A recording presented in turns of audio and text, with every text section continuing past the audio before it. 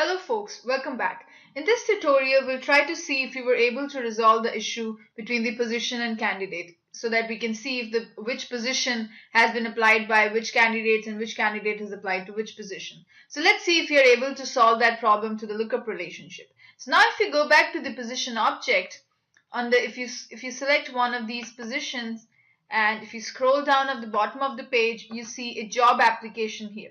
Right now, I only see a job application name. I'm still not able to see the candidate, which candidate has applied for this position. So for that one, you can go ahead and go to the job application object and click on the view object for this one. There's a magic here gonna happen. So if you go back here and you go click on the job applications tab edit, you can move the job application name as well as if you want the position or the candidate, you can move to the right hand side.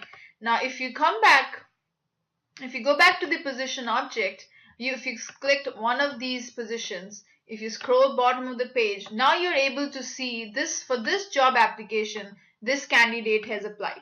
Now if you click on the now this position object has information about the candidate. So if you click on this candidate, you will be able to access the first name and last name and you'll be able to figure out. Now, so we know that, okay, position has information about the candidate. Let's see if the candidate has information about the position. So if you click on this candidate and let's say, so this candidate has information about the position too. So this position is empty because we have deleted that. So this JA2 application name has this position. So this candidate Zina has applied for this position. So now we are able to solve our issue. We can see position has information about candidates and candidates have information about the position.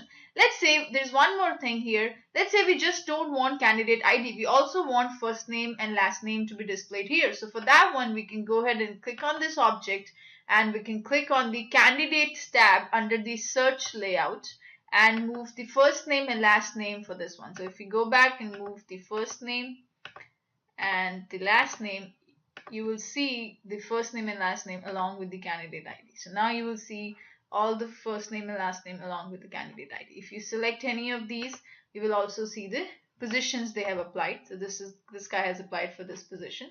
So we are able to solve our issue through the lookup relationship. In our next video tutorial, we go ahead and talk about what are master detail relationship and why we need them. Till then, stay tuned and thank you.